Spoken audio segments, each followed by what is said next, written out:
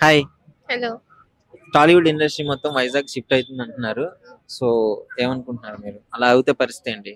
టాలీవుడ్ మొత్తం టీఎఫ్ఐ ఉమ్, అంటే సినిమా వాళ్ళు అటు పోతారని నేను అనుకోవట్లే. ఆ, అల్లు అర్జున్ అయితే అసలుకి పోదు. చూడండి. పోడు. మరి ఇక్కడ అంటే మంచిగా లేదు కదా, ఇండస్ట్రీకి మంచి సపోర్ట్ లేదు కదా. ఇప్పుడు రాజకీయ పరంగా ఇట్లా అవుతున్నాయి కదా ఇన్సిడెంట్లు. అంటే వాళ్ళు ఫస్ట్ నుంచి హైదరాబాద్ లోనే పెరిగి మొత్తం పెద్దయి చేసుకున్నారు. సో ఇప్పుడు ఏపీకి వెళ్తారని నేను అనుకోవట్లేదు వాళ్ళు. ఓకే. ఉమ్. సో వెళ్ళరు అని ఫిక్స్ అయిపోయి వెళ్ళరు. అయితే అల్లు అర్జున్ గారు రాజకీయాల్లోకి వస్తారు అని చెప్పేసి ఇంకా చిన్న టాక్ వస్తుంది. దాని గురించి ఏమంటారు? వస్తే ఇంకా మంచిది. ఎందుకంటే ఇప్పుడు అంటే ఫస్ట్ జగన్ జైలుకి వెళ్ళారు, తర్వాత వచ్చారు, సీఎం అయ్యారు. సో ఇప్పుడు చంద్రబాబు గారు వాళ్ళు ఆయన కూడా వెళ్ళారు, సీఎం అయ్యారు. సో అల్లు అర్జున్ కూడా వెళ్ళారు కాబట్టి ఆయన కూడా సీఎం అవుతాడు అనుకుంటున్నా. అయితే సపరేట్ పార్టీ పెడతాడా, లేదంటే జనసేనలోకి వెళ్ళే ఛాన్స్ ఉందా, లేదంటే తెలంగాణలో ఉండే ఛాన్స్ ఉందా? జనసేన ఏం లేదు కానీ ఇక్కడే ఒక ఆయన పార్టీ పెట్టుకుంటే మొత్తం ఫ్యాన్స్ ఆయనకే ఓట్ చేస్తారు. ఆయన మాత్రం సీఎం అయితే అసలు హైదరాబాద్ కి ఒక ఊపేస్తాం. ఏం ఊపుతారు? అంటే ఆయన చాలా మంచి చేస్తారు జనాలకి, చాలా జెన్యున్ పర్సన్. సో అలానే ఇంకా ఇంకా మంచి చేస్తారు ఆయన. ఎందుకంటే ఈ రేవంత్ రెడ్డి గారు ఏం చేయట్లేదు, మొత్తం ఆయన మీద పగ పెట్టడమే ఆయనకి ఎక్కువ అయిపోయింది. సో ఇప్పుడు అల్లు అర్జున్ సీఎం అయితే ఆయన పరిస్థితి వేరేలా ఉంటుంది. సో అల్లు అర్జున్ గారు వచ్చి పార్టీ పెట్టి సీఎం అవుతారా అని అనుకుంటున్నాం. సీఎం అయితే ఇంకా మంచిది నాకు. మరి ఇప్పుడు పార్టీలోకి వస్తే ఆటోమేటిక్ అపోజిషన్ వాళ్ళు బీభత్సంగా తిడుతుంటారు. మరి నువ్వు అల్లు అర్జున్ నీకు ఇష్టం, అవన్నీ చూడగలవా? అంటే ఇప్పుడు కూడా తిడుతూనే ఉన్నారు వాళ్ళు. ఇప్పుడు మొత్తం ట్రోల్ చేయడం, నెగిటివ్ చేయడం, అయినా ఆయన దూసుకొని పోతున్నారు. సో కలెక్షన్స్ కూడా వస్తున్నాయి. మొత్తం నెగిటివిటీతోనే ఆయన పైకి ఇంకా వస్తున్నారు. సో ఇంకా వాళ్ళు తిడుతూ ఉంటే అది అక్షింతల్ లాగా. Thank you. Hi bro. Hi bro. చెప్పండి, హైదరాబాద్ నుంచి ఫిల్మ్ ఇండస్ట్రీ మొత్తం వైజాగ్ షిఫ్ట్ అవుతుంది అంటున్నారు. షిఫ్ట్ అవడం కష్టమే. పోయినసారి జగన్ ఉన్నప్పుడే షిఫ్ట్ అవడంతో వైజాగ్ అన్నాడు, షిఫ్ట్ అవడం ఆంధ్ర అన్నాడు. అప్పుడు కూడా ఏం షిఫ్ట్ కనపడలా ఇక్కడ. ఎందుకంటే ఆల్రెడీ ఎక్విప్మెంట్ మొత్తం ఇక్కడ ఉంది, స్టూడియోస్ అని.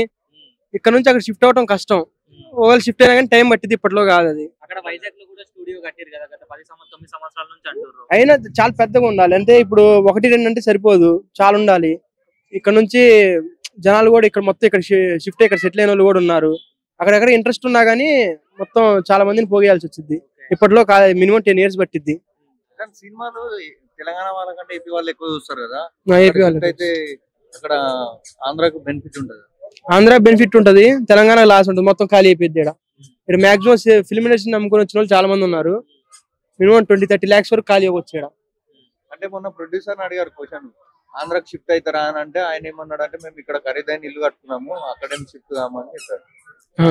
ఇప్పుడు అక్కడ ల్యాండ్ వాల్యూ పెరిగినా ల్యాండ్స్ ఫ్రీగా ఇస్తామన్న గవర్నమెంట్ వెళ్ళిపోయి అక్కడ సెటిల్ అయిపోతారు. అందులో ఏముంది, ఇక్కడ ఉంటది అక్కడ ఉంటది. వాళ్ళు షిఫ్ట్ అయ్యే వాళ్ళు మాట్లాడమంటే మారుస్తారు. గవర్నమెంట్ అంటే మంచి సంబంధాలు లేవు కదా ఫిల్మ్ ఇండస్ట్రీకి గవర్నమెంట్ కి. మీరు అనుకుంటున్నారు, ఎవరి ఒపీనియన్ వాళ్ళది.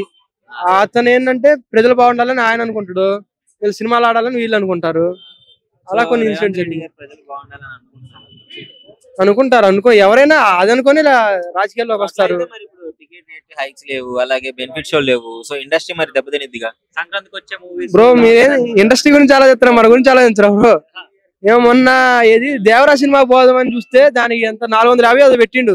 అది మల్టీప్లెక్స్ లో 450 పెడుతున్నా, సింగిల్ స్క్రీన్ లో 350 పెడితే ఎవడపోతారు బ్రో? అంటే బతకద్దు ఇంకా. అదే రేట్లు అప్పుడు జగన్ గారు పెడితే మస్తు వేసుకున్నారు. జగన్ గారిని తిట్టారు, రేట్లు తగ్గిస్తున్నాడు కావాలని భయపడ్డాడు. అది నేనైతే ఇప్పుడు తిట్టలేదు బ్రో, ఎందుకంటే నాకు కావాల్సిందే టికెట్ రేట్లు తగ్గితే. ఇప్పుడు ఈ 350 అంటే ఒక ఫ్యామిలీతో పోయాడు పోడు, 100 ఫ్యామిలీతో పోవాలనుకున్నాడు పోతాడు, 9 పోతారు. నీకు సినిమా 9 చూసినట్టు ఉంటది, మంచిగా ఉంటే మౌత్ తాకు పెరిగిద్ది. మరి గేమ్ చేంజర్ భారీ బడ్జెట్ సినిమా కదా, 500 కోట్ల సినిమా కదా. టికెట్స్ హైక్ లేకపోతే వాళ్ళు లాస్ అవుతారు కదా బడ్జెట్ పెట్టి. టికెట్స్ హైక్ లేకపోతే అంటే కంటెంట్ ఉంటే వస్తుంది బ్రో, కంటెంట్ ఉంటే అంతేనే వస్తుంది. పుష్ప 2 అంటే హైప్ తో వచ్చింది, బట్ కంటెంట్ ఉండి కొట్టిన సినిమాలు. దంగల్ సినిమా ఎంత బ్రో, 60 కోట్లతో కొట్టారు వాళ్ళు. ఇప్పుడు అంతా 2000 కోట్లు కొట్టారు సింపుల్ గా. చైనా రిలీజ్ అయితే 60 కోట్లు సింపుల్ కొట్టారు. కంటెంట్ మెయిన్, అది బడ్జెట్ ఎంత పెట్టినా అది కాదు, content main. So film industry అక్కడికి పోతే మాత్రం హైదరాబాద్ అడక తినాలి అంటున్నాం. అదే కదా, మొత్తం ఖాళీ అంటే ఇక్కడ ఖాళీ అవ్వచ్చు, కానీ ఇక్కడ ఆల్రెడీ ప్రొడ్యూసర్స్ గానీ, ఇక్కడ చిన్న చిన్న సెలబ్రిటీస్ గానీ ఇక్కడ ఇల్లు కట్టుకున్న వాళ్ళు ఉన్నారు. షిఫ్ట్ అవ్వాలంటే కష్టం. ఇండియాలోనే పెద్ద సిటీ అయిన రామోజీ ఫిలిం సిటీ ఉంది కదా. అది రామోజీ ఫిలిం సిటీ, దాన్ని వదిలేసి రావడం కష్టమే. అదే నేను చెప్పేది, అంత ఈజీగా రారు.